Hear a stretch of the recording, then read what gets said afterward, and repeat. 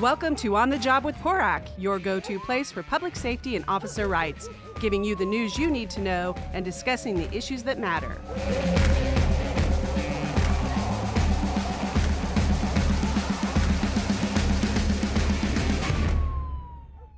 Hi, and welcome to On the Job with PORAC. I'm Brian Marvel, president of PORAC. Alongside me is PORAC Vice President Damon Kurtz. Today we're back in the studio and welcoming Sean Sheppard. Sean, how's it going today? Very well, thank you. Thanks for having me. Yep, glad you came up. I appreciate that. It's a great program that you have. Sean is the founder and CEO of the nonprofit organization Embrace, which utilizes community service to create environments that allow people from all walks of life to spend quality time together working toward a common cause. The organization has attracted the partnership of 32 law enforcement entities on the local, state, and federal levels with their signature experiential learning model called Game Changer. Game Changer brings together these law enforcement officials along with community members and both the judicial and legislative branches of the government for moderated focus groups. Again, Sean, I want to thank you for coming in here. Sean and I go back a little bit. When I was the president of the San Diego Police Officers Association, he came into my POA, was requesting some assistance and help in kicking off the program. I don't know if you kicked it off in San Diego, but I think you might have. You were at the first event, Brian. I know. at San Diego State, December 12th, 2016. Yeah. Since then, it's grown quite a bit, and it's actually, I don't want to steal your thunder, maybe you can talk a little bit about it, but just from my perspective, I thought it was a really unique opportunity to have peace officers, deputies, police officers sitting down with general community members, having a conversation about police community relations, and then afterwards going to a sporting event and cheering for a team. So why don't you tell us a little bit, how did you come up with this idea, and two, how's it been going since that first one? So I came up with the idea because the media at the time was really just spotlighting a bunch of officer-involved shootings. This was around the Trayvon Martin case. And I just saw a number of interviews on television where they were bringing in famous people for whatever reason and asking them what their take was on the latest shooting. And after every single interview was about to wrap up, they'd ask that person, well, what do you think should be done to solve the problem? And they all said, I don't know. And I thought to myself, well, if you don't know, why'd they bring you on to be interviewed?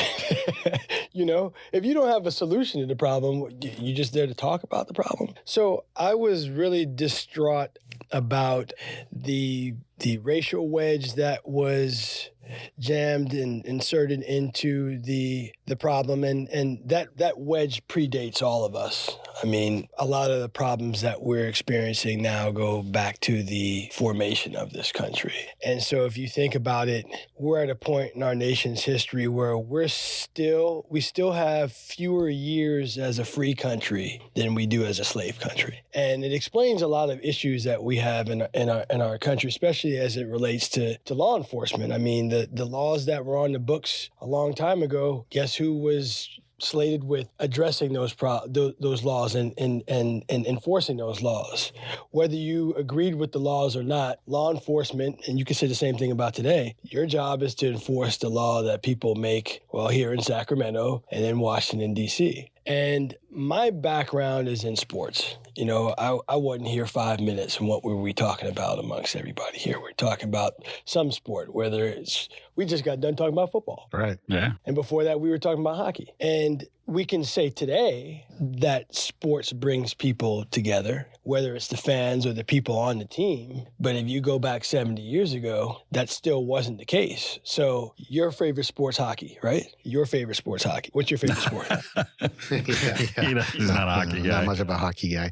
If spectator sport, probably football. Okay, so I want to go with hockey because I have a very good relationship with Willie O'Ree. Oh, he's great. So Willie O'Ree broke the color barrier in the NHL, and everybody celebrates Willie for doing that. But yet nobody asked the question, well, why was a color barrier why did a color barrier have to be broken in the first place? It's a game. So at some point there were white guys that didn't want to play hockey with anybody other than white guys. And then one day they decided, well, we're going to let Willie play. Well, hooray. I find that to be problematic, and it's part of the problems that exist in this country. But if you look at it really closely, we're talking about team sports. Well, law enforcement, regardless of the size of your department, it's a team. And we've gone from all the teams being all white until today, where now you have teams, and for the most part, especially in major cities, your teams are comprised of everyone now. And people are still getting used to that, inside and outside of law enforcement. They're getting used to new laws. They're getting used to having female officers and Asian officers. And the problem is because we don't spend time with one another. If we spend time with one another like you do on a football team in particular, you discover that jackasses come in every size, shape, color, gender, but the majority of people are not jackasses, right? Yeah. Correct. The problem is not enough people get to experience a team that is comprised of everyone. And law enforcement has now reached a point, and I call this point in our nation's history the golden age of law enforcement, because it's as diverse as it's ever been. And law enforcement is now at the table wanting to communicate and see how they can make things better inside and out. And I think that our program has come along at a great point in our nation's history, because you have people inside and outside of law enforcement that want to make things better, because we all want to live in safe communities. We all want to live in communities where we can feel a sense of belonging. I don't want to see members of law enforcement shot and killed, and I don't want to see members of the general public shot and killed. We live in a violent country. We always have. And so it's those elements of society and law enforcement community relations that caused me to say, okay, my background is in sports as a player and as a coach. I see the social dynamics, the positive social dynamics that take place when you're on a team or when you're at the stadium watching your team play. You got strangers high-fiving and hugging and spilling beer on each other. The problem is when the game is over, we all go back to our little bubbles until the next game. So I figured if we brought people together in a neutral environment, whether it's a San Diego State game, a Fresno State game, a Stanford University, the Ducks, the Rams. Let's start out on a level where we're all in agreement. We want to see this game. Most of us are fans of the home team. It's a lot easier to come together in that environment and talk about serious issues than it is for many law enforcement agencies who I've discovered have kind of given up on trying to get the community to come to them. They don't trust the cops. They don't trust law enforcement, so they're not going. So very early on in our program's history, I was receiving feedback from different law enforcement agencies saying, well, at the very least, you've demonstrated that you can bring us all together. But what takes place when we're together is really the most important thing, where we talk about problems, and then we spend time in small groups talking about solutions to those problems. If we're not going to come up with solutions, and why spend time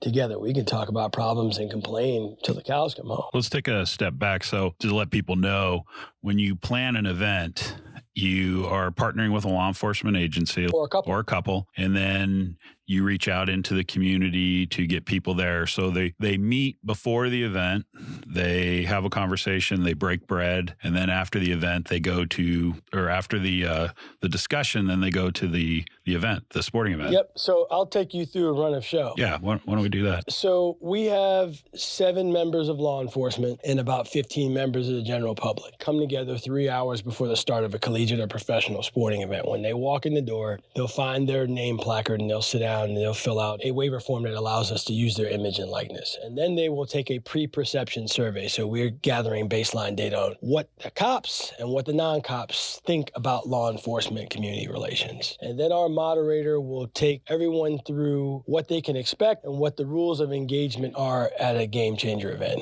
What's acceptable behavior and what's unacceptable behavior. Then we conduct an icebreaker where we have folks get together in groups of 2 or 3 and come up with 5 things that they have in common. And then each group reports back. And that really gets people a little bit more comfortable with one another and used to talking with one another. Then we start talking about problems. And we'll talk about problems that exist or problems that are perceived to exist for about an hour. We break for dinner and we spend the rest of the time eating in small groups that must consist of at least one member of law enforcement, and each group gets to pick what problem they want to address, and they have about a half hour, 40 minutes to come up with 5 solutions to that problem. And then each group reports back. Then we go around the room and give everyone a chance to share one thing that they have learned as a result of spending time together that they didn't know before they came in. We do that. We take a group picture, and then we go to the game. And the game is really an important component to the program because it's a much more casual environment for people to talk in. When you go to a game with your buddy,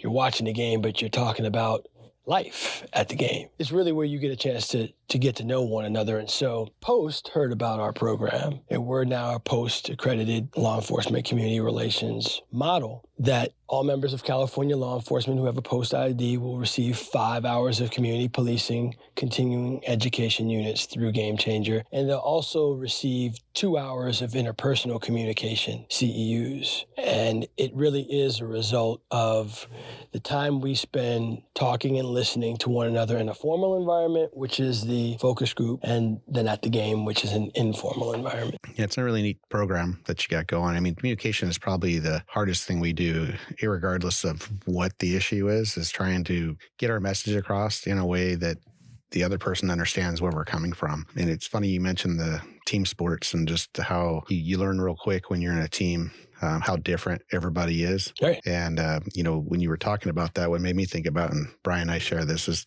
going in the military. And when you go in the military, you're really subjected to, every race, culture, economic background there is. And you kind of learn about people in a different way, in a close quarters type of way that I think helps, at least it helped me, educate you about, just differences that we have. Grow up in California, we're pretty blessed. For the most part, our communities are fairly diverse. Most of us didn't grow up with everybody has bias, but the biases that you see in some of the different areas of the country where it's still a really bad issue, that, it's a complete foreign concept for a lot of us to say, well, I'm not going to go play that game because so-and-so's there. It is now. Yep. But for a lot of us in California, that's something that's kind of foreign to us, but we know it still exists, and it's something that we have to address. And I think this is a neat way to do that. It is. And, it's funny, when I was flying here, I was thinking about the military as well. And, historically, not everyone could serve in the military. Mm-hmm. We're still dealing with that now. Right. Yeah. And the great thing about sports is, if you're good at your position, if you're the best at your position, the team will want you. And if somehow we could convince corporate America to look at the great success that the sports league have, whether it's FIFA, the NBA, the NFL, where you have people coming from completely different walks of life, and they're able to spend each day with one another focused on a common cause, which is winning game. And some teams are better than others. But the bottom line is, if you're good at playing left tackle, you're going to get a shot. And if you don't make the team, it's because somebody else is better than you. That's the way it's supposed to be. And with law enforcement, again, we're going back to a team environment. You have people who are better at their jobs than other people are. And when we were in Virginia 2 weeks ago today at Virginia Commonwealth University, we had a cop say something that I had never heard before. And he said, nobody hates a bad cop more than a good cop. True statement. Yeah, very true. So when he said that, I'm an audible gasp guy. I just went, because it's a powerful statement. I'm used to hearing members of law enforcement say similar things, but to those folks who had never spent any time with law enforcement ever, to hear them say that, people don't realize how therapeutic it is and cathartic it is for members of the general public to hear members of law enforcement believe things and say things that they too believe. Yeah. I sat on as an advisory committee for law enforcement in Fresno, and it's different walks of life, different parts of the community in there. It's a closed setting, and they were given a different view of how the department works and internal affairs and all this stuff. And it was interesting to see that they were very shocked that law enforcement, we fire people all the time. We just don't go and broadcast it. That we fire a lot of people in law enforcement, and they were shocked by it. Well, you started out by saying that communication it's an issue, and one of the things that Summer Stephan, the DA in San Diego, was very intrigued by was doing a better job of notifying the general public, maybe on a quarterly basis, of how law enforcement is indeed policing itself, with certain stipulations in place in terms of anonymity and unless you break the law. But if the general public knew on a regular basis that law enforcement is policing itself. Yeah, the other part of that was that shocked him was the majority of the complaints were internal. They didn't come from an external source. It was another officer complaining about a different officer. That's where those investigations came from. And they think that there's this blue wall of silence, and you have officer after officer sharing that I'm not going to sacrifice my career for somebody who is doing something. Well, it makes us all look bad and it's we don't want them in the profession, especially in this day and age where we really need the public support. Absolutely, and the only way you're going to get that support is if the general public, has a better understanding of the profession and the people within the profession. And in order to do that, you got to bring them. You have to bring us together. So we're doing this in person, and then we're also in the process of working with the Department of Homeland Security to develop a prototype for a virtual technology branch of Game Changer. So I'm not going to get too deep into that. Yeah, that sounds interesting. But I'll definitely keep Brian abreast as absolutely what we're doing. I appreciate that. I know you've talked about, there's the forms that are filled out before the event, then you do an after fill out, you're collecting that evidence. I'm glad you brought that up. I forgot, when we get to the game, that's when people take their post-perception survey. Yeah, and I think that's important because, we've really been stressing up here, Damon and I was pushing PORAC into doing more research, and you're getting the information that now just needs to be analyzed. Yes. And I know down in San Diego, my department's working with Dr. Goff out of New York. I definitely want to introduce you to him. I think he might be interested in this type of data because I think your program obviously has a lot of merit. It's bringing people together. It's having that conversation. You're dispelling the myths on both sides. Yes. Within police and within the community, and you're getting some hard data that we can analyze and use that on a go forth basis. So I think that's exciting. You're collecting that data. I think Post will be happy to get some of that information too. So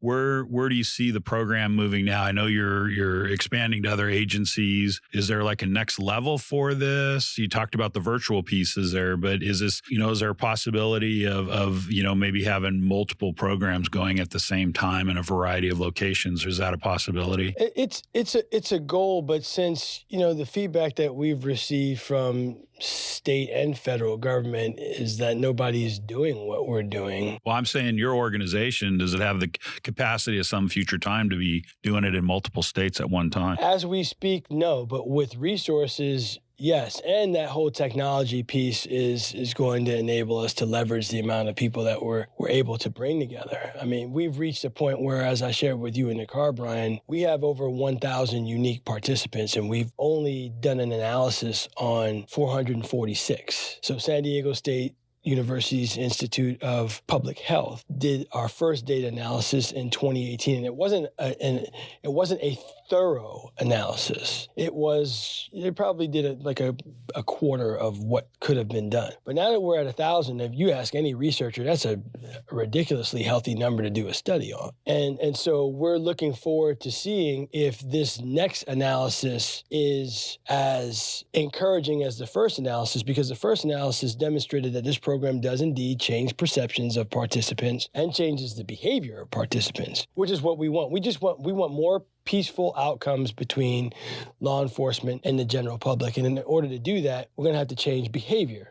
And in order to do that, we have to change people's perceptions. Yeah.